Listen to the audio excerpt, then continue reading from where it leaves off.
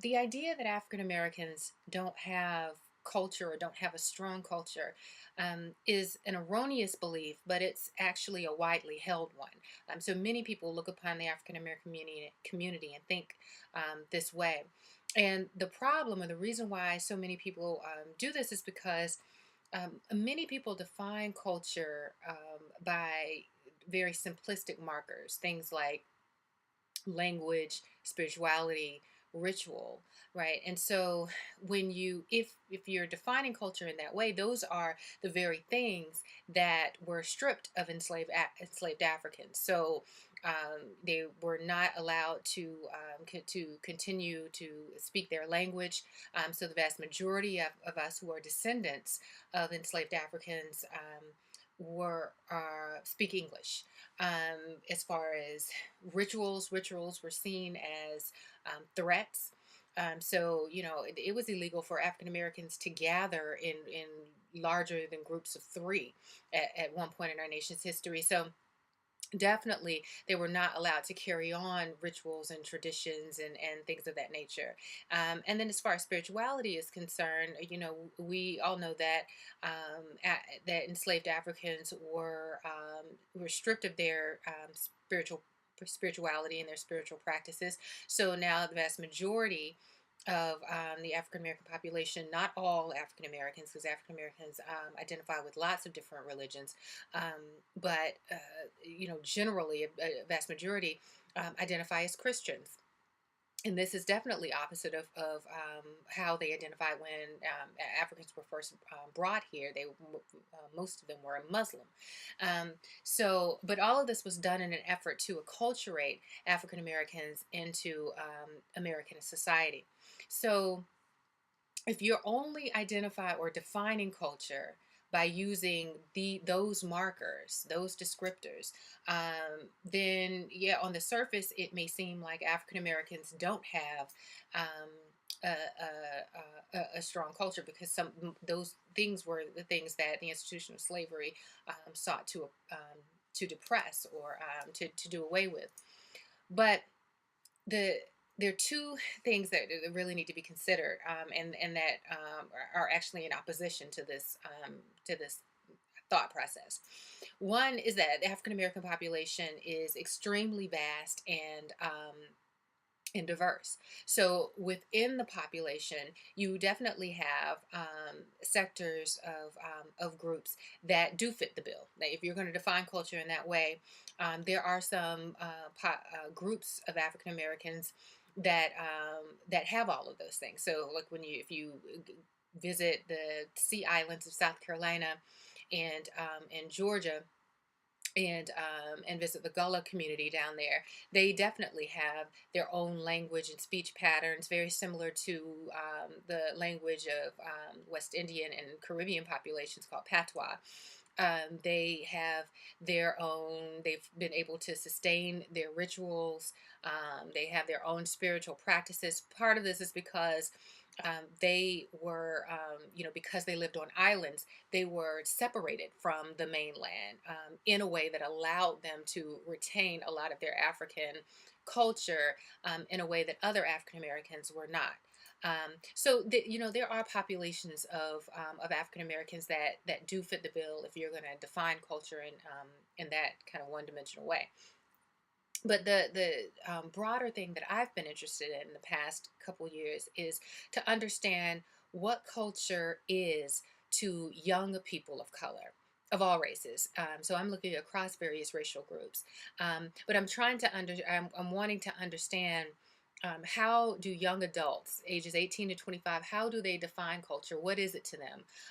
How do they see its usefulness, its utility in a contemporary America?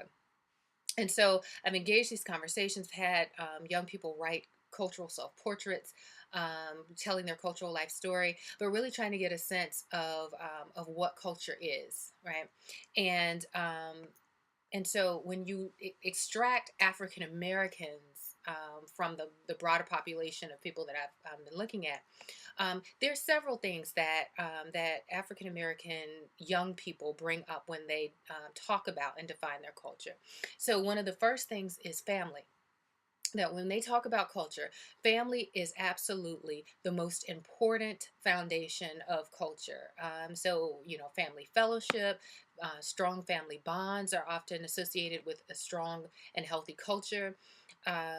Families teach critical lessons.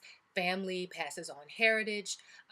Family is critically important, and even among those young people that come from single parented households, not this isn't true for everyone, but for many of the people that I've spoken with, that they this idea that they're a part that they come from a single parent household, it isn't factual. That actually parents don't parent alone, and so even a single parent is drawing on grandparents and good friends who become fake aunts and uncles and real aunts and uncles, and so extended family becomes a really important part of the African American experience, and it still is. It always has been, and what these young people are affirming is that extended family continues to be absolutely critical to the cultural experience.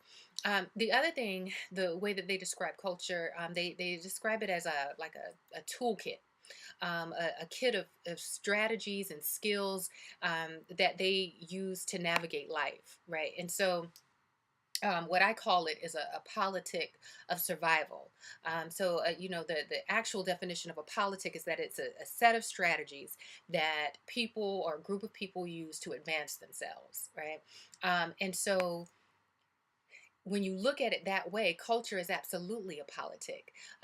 Culture teaches people how to navigate and deal with racism. Culture teaches people how to overcome and get through poverty. Culture teaches people how to make ragged ends meet. It was culture that taught us how to take leftover mess and scraps of food and transform that into soul food, right? So it's culture that teaches this ingenuity, this resilience that is so much a part of the African American experience. And so culture is absolutely a politic of survival for African Americans. So you see, it's a much deeper thing than these simplistic markers of language and spirituality. And even when you look at some of the what I call usual suspects, the things that you would expect people to talk about when they talk about culture, so music and food, even those have deeper meanings. So young people are talking about how it's not just about food, that it's not people just like to eat. It's about the fellowship that surrounds food. It's about the fact that families gather around food, that lessons are shared around food, that history is shared around food. So it's more so that the purpose that food serves in gathering people together and in gathering the community and gathering the family. And then and even with music, music has a greater purpose. It's not just about liking a beat or loving to dance. It's the fact that whether it was Negro spirituals or contemporary gospel, that that music has provided some type of spiritual renewal for African Americans, that they're able to to face some very hard life circumstances and use that music to find solitude and some hope in what could be considered hopeless situations. And even if you fast forward into like a contemporary hip hop, well, hip hop in general, that seeing the music as an authentic voice of our frustrations and lived experience. So music is much more deep than just entertainment for African Americans. It's a way that people culturally identify and can connect to the music. But overwhelmingly, what I found is that culture does not just reside in our history, it is absolutely present in contemporary society and is absolutely valued by younger generations of African Americans. Because even within the culture, you'll have older generations that look upon young people and say, oh, they don't value the culture is being lost, the culture is dying. And that's not true. African Americans have a culture, they have a rich culture, and we have a culture that's being carried on. And just because it's different from what it used to be, and just because it's different from other people's culture, does not make it deficient, nor does it make it dead. Our culture is alive and strong.